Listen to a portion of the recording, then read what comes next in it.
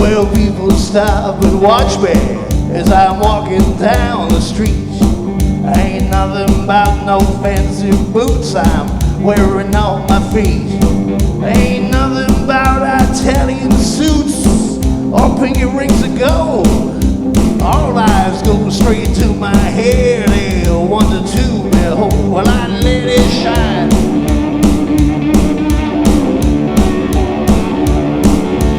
People think I'm crazy. My baby says I'm fine. Welcome back to BuzzMoncton.com, and boy, we got a treat today. We're talking with Travis Furlong, one of the most amazing guitarists in this area. Of course, his name is known far and wide, and for good reason, I would say. Welcome, Travis, to Buzz Moncton. Thanks, Terry. Man, this is a long time in coming. We're really pleased to be here in your music room, and thanks a lot for opening the door for us. Oh, heck, it's a great pleasure to be part of this. All right, for sure.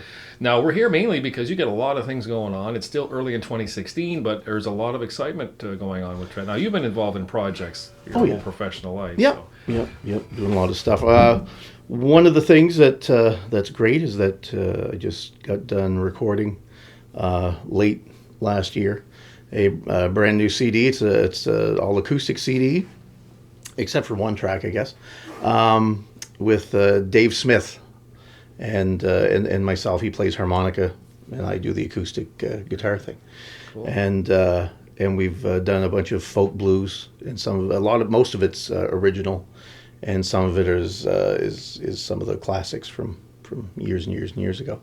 It's kind of standard for a blues project to integrate a little of both, isn't it? That's the thing. I mean, it's so somebody will see tunes that they know. It's like, okay, well, that's a touchstone. We can kind of judge them from there, how they're handling those tunes, and they got a touchstone there. So. Where does the originality come from? Are you supplying all the tunes, or is it I think we co-wrote one, and then I had written a number of new tunes, and for the past few years I'd gone through some of the Glamour Puss tunes that I wrote. Right.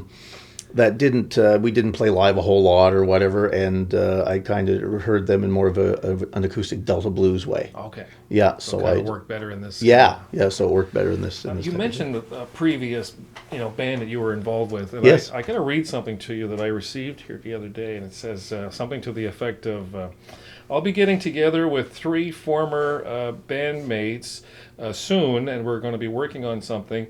You might remember us. We had a funny name at one time."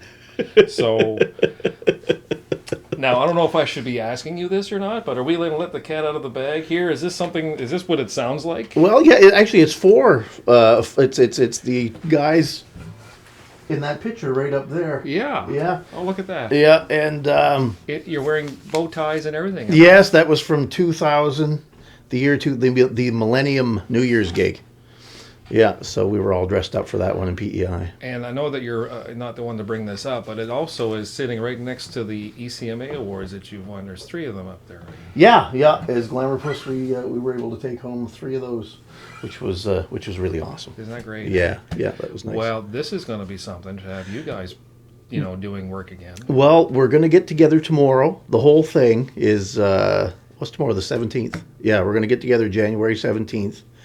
And just to jump back in the water, see how it feels. And if everybody likes it, then we'll see. Everybody's got, very different lives now and a lot of things going on, jobs and families and all this. I mean, we did way back then too, but back then the priority was going on the road and trying to make things work out that way. Now it's a little bit harder to we'll have to put together a calendar if we want to keep on doing some gigs, and I really hope we do. How long has it been since you guys have actually been on a stage together? I think it's 7 or 8 years Yeah. with Roger Cormier, Paul Boudreau, Ron Dupuis, Don Rogers, and myself. So it's the original lineup. It's the original lineup had Philip Lucy in it. He left after a couple of years, Okay. but this was the lineup that did the bulk of the Right. work. We were together for 8 years. And this is the crew that you're Yeah. going to be doing stuff with. Yeah. Hopefully, hopefully tomorrow is the rehearsal, and then we'll get together, play, see if we remember some tunes. So this is one of the 3 ECMA awards that the Glamour Puss has picked up, and this one's from 2000 actually for Blues Group of the Year for Glamour Puss. Are they all for Group of the Year? Yes. Yeah.